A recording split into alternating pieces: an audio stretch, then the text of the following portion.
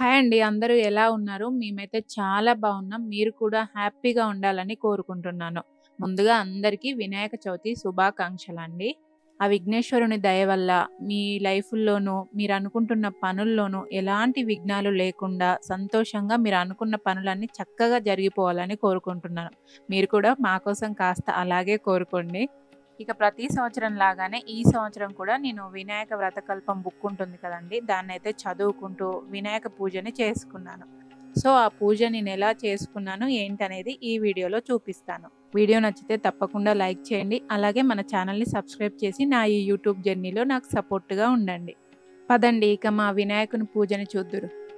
భూషితదేవి రూపస్థం ధర్మసాక్షి నైవేద్యం యావత్వత్వం సిద్ధివో భవ దీపారాధన ముహూర్తమం సుముహూర్తోస్తు అపవిత్ర పవిత్రో వా సర్వస్వాస్తంగతోపి వా యాష్మదేర్ పుండరీకాక్షం సభాహవ్యంతం పద్లాంబరధరం విష్ణుం శశివర్ణం చతుర్భుజం ప్రసన్నవదనం ధ్యాయే సర్వవిఘ్నోపశాంతే యావజానన పద్మార్కం గజానన మహర్నిశం అనేకదస్తం భక్తానం ఏకదస్తం ఉపాస్మహే సుముఖచ్చ కదచ్చ కపిలో గజకర్ణక లంబోదరచ్చ వికటో విఘ్నరాజో గణదీపం ధూపకేతుర్గదర్శన ఫలచంద్రో గజ ఓం కేశవాయ స్వాహ ఓం నారాయణాయ స్వాహ ఓం మాధవాయ స్వాహ ఓం కేశవాయ స్వాహ ఓం నారాయణాయ స్వాహ ఓం మాధవాయ స్వాహ ఓం కేశవాయ స్వాహ ఓం నారాయణాయ స్వాహ ఓం మాధవాయ స్వాహ గోవిందాయ నమః విష్ణువే నమః మధుసూదనాయ నమః త్రివిక్రమాయ నమః వామనాయ నమః శ్రీధరాయ నమః విష్ణువేశాయ నమః పద్మపానాయ నమః దామోదరాయ నమః సంకర్షణాయ నమః వసుదేవాయ నమః ప్రద్యుమ్నాయ నమః అనిరుద్ధాయ నమః పురుషోత్తమాయ నమః అదోక్షజాయ నమః నారసింహాయ నమః అచ్యుతాయ నమః జనార్దనాయ నమః ఉపేంద్రాయ నమః హరే నమః శ్రీకృష్ణాయ నమః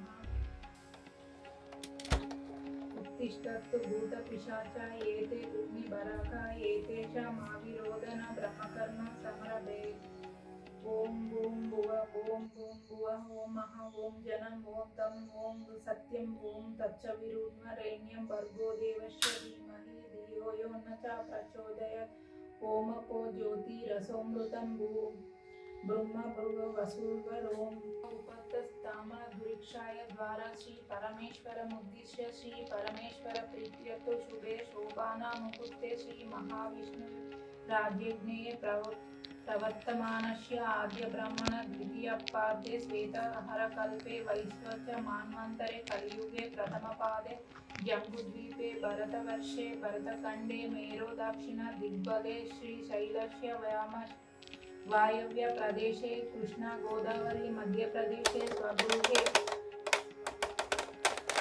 मम वासुगृहे समस्त देवता ब्रह्मण हर हर गुरुचरण सन्निधौ अस्मिन् वर्तमान व्यवहारिक स्वस्थिते चंद्रमानेन श्री शुभपुष् दक्षिणयाने वर्षयुते भाद्रपदे मासे शुक्लपक्षे चतुर्युगे तिथौ साम्यवासरे शुभ नक्षत्रे शुभयोगे शुभकर्ण एवं गुण विशेषं विशिष्टयानं शुभतिथौ श्रीमान् श्रीमातौ गोमत्वे धैर्यं वीर्य विजय अभय आयुरारोग्य उद्योग व्यापार ऐश्वर्यवर्धित धर्माक्ष काम मोक्ष चतुर्विध फल पुरुषार्थ सिद्धित्यं सकल धनकनक विद्या प्रामत्यं वास्तु वाहन समृद्ध्यं पौत्र पौत्राभिवृद्ध्यं सर्वभीष्ट फल सिद्ध्यर्थं श्री वरसिद्धि विनायक देवता मुद्दिश्री वरसिद्धि देवताय नमः देवता प्रीत्यर्थं कल्पोपकरणे यावच्चकृत ध्यान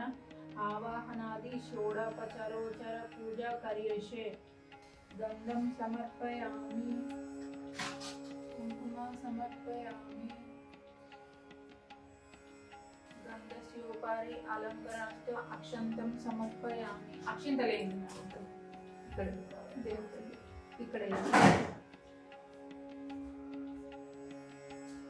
ఓం సుముఖాయ నమః ఓం కపిలాయ నమః ఓం లంబోదరాయ నమః ఓం విఘ్నరాజాయ నమః ఓం ధూమకేతువే నమః ఓం పాలచంద్రాయ నమః ఓం వక్రతుండాయ నమః ఓం హిరంబాయ నమః ఓం మహాగణపతియే నమః ఓం ఏకదంతాయ నమః, ఓం గజకర్ణికాయ నమః, ఓం వికటాయ నమః, ఓం గణాపతితాయ నమః, ఓం గణాక్షద్యాయ నమః, ఓం గజాననాయ నమః, ఓం శూర్పణకర్ణాయ నమః. ధూపం అగ్రపయామి, దీపం దర్శనమయామి, నైవేద్యం సమర్పయామి.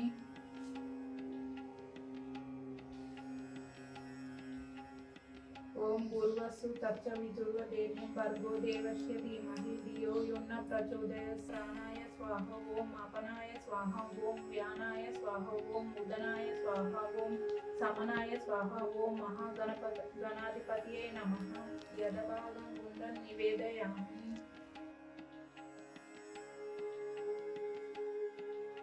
మధ్యే మధ్యే పానీయం సమర్పయామి.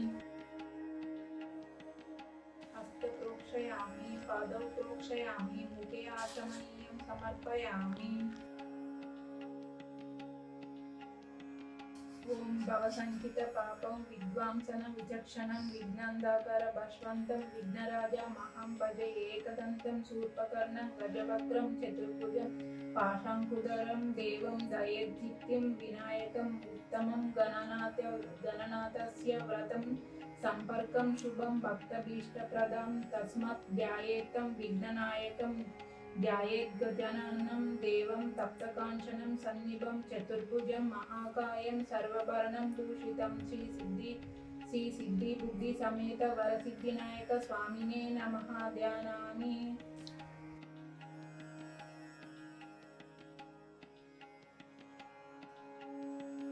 జగద్వందం సురరాజ చర్చితనాథనాథ సర్వజ్ఞం గౌరీ గర్భ సముద్భవ శ్రీ సిద్ధి బుద్ధి సమేత వరసిద్ధి వినాయకం నమః ఆవాహయామి. జై బోలో గణేష్ మహారాజ్ కి గట్టిగా. విఘ్నేశుని కథా ప్రారంభం. సూత మహాముని శౌపనాది మునులను విఘ్నేశ్వరోత్పత్తియు చంద్రోదర్శన దోష కారణమును దాని నివారణమును ఇలా చెప్పాను. పూర్వము గజరూపము గల రాక్షస్వరుడు శివుని గూర్చి ఘోర తపస్సు చేసెను.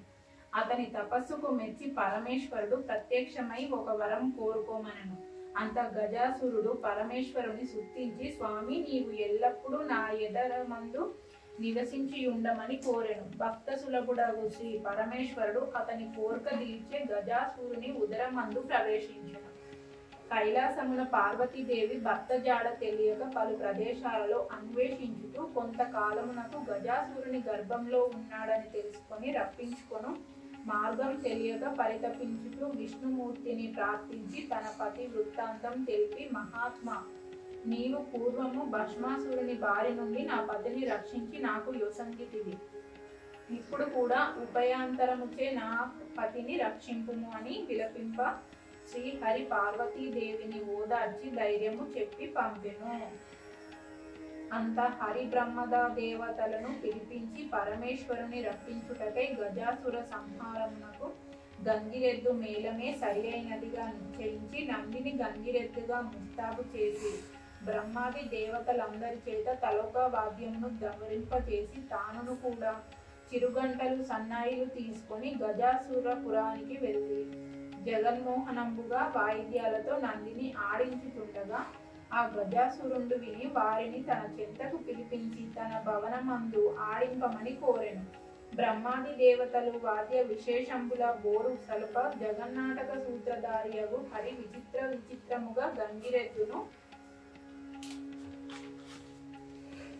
ఆడించగా గజాసురుడు పరమానందభరితుడై నీకేమి కావాలనో కోరుకోండి ఇచ్చెదను అనిన పిదప విష్ణుమూర్తి వాణిని సమీపించి, ఇది శివుని వాహనమగు నంది, శివుని కనుగొనుటకై వచ్చెను, కావున శివును సంగు అనెను.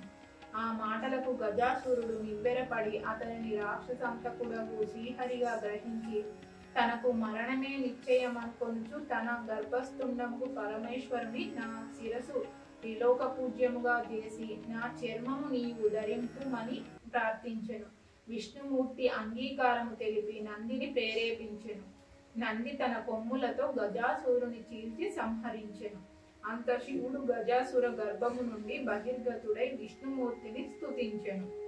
అంత నా హరిదుష్టములకు ఇట్టి వరము లీయరాదు, ఇచ్చినచో పామునకు పాలు పోసినట్లగునని ఉద్దేశించి బ్రహ్మాది దేవతలకు వీడ్కోలు తెలిపి తాను వైకుంఠమునకు వెళ్ళెను. పిదప శివుడు నందినెక్కి కైలాసమునకు వేగంగా వెళ్ళెను.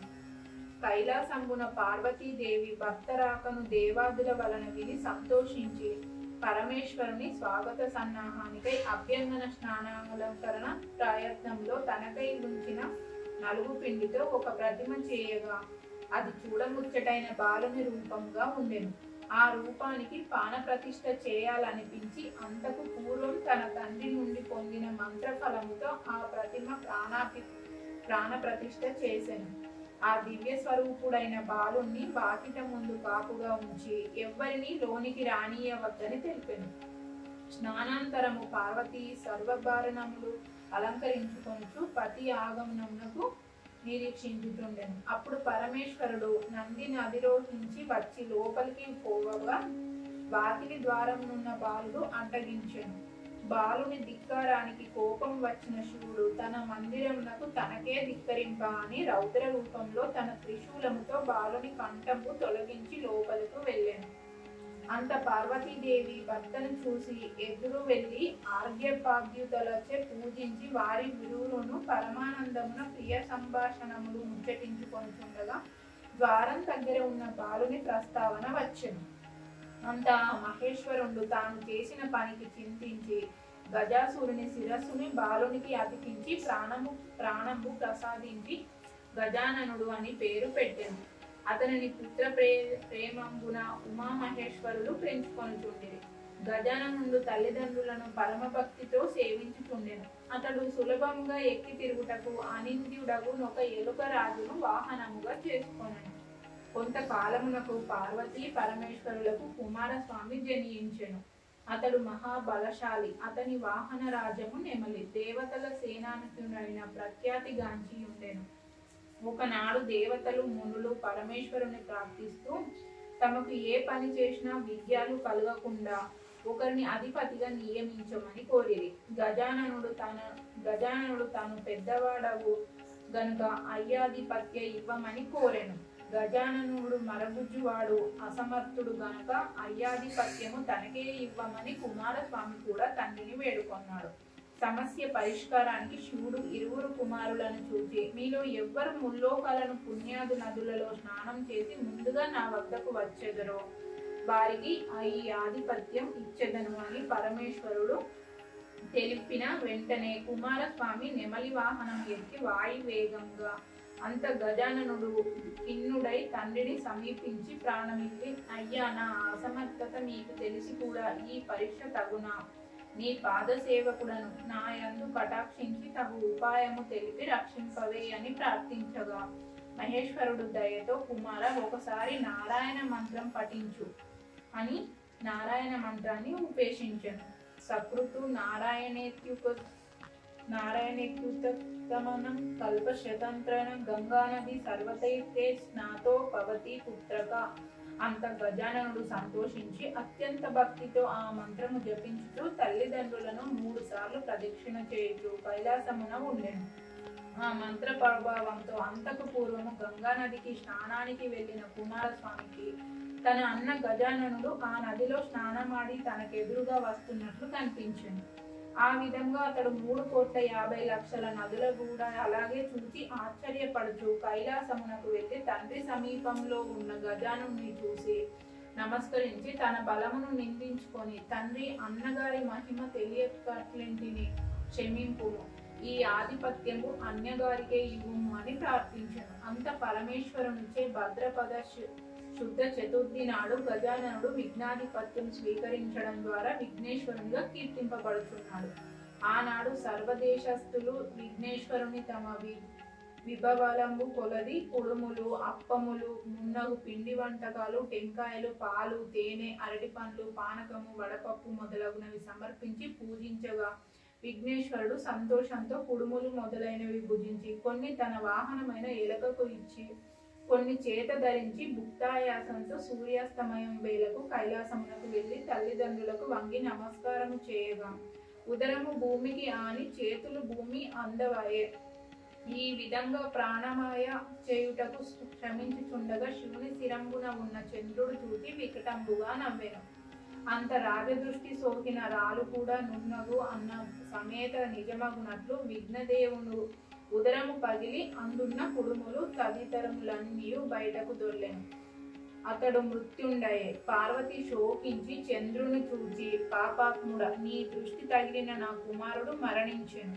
కావున నిన్ను చూచిన వారికి పాపాత్ములై నీలాపనిందలు పొందురుగాక అని శపించెను. చంద్రునికి కలిగిన శాపము లోకానికి కూడా శాపమైంది. ఆ సమయంలో సప్తమహర్షులు యజ్ఞము చేయుచు తమ భార్యలతో అగ్ని ప్రదక్షిణము చేయుచున్నారు. అగ్నిదేవుడు ఋషిపత్నులను చూచి మోహించాడు, కానీ ఋషులు శపిస్తారని భయపడ్డాడు. ఈ విషయం గ్రహించిన అగ్నిదేవుని భార్య స్వాహాదేవి ఒక అరుంధతి రూపం తప్ప తక్కిన ఋషిపత్నులను రూపాలను తానే ధరించి పతికి ప్రియంబు చేసెను.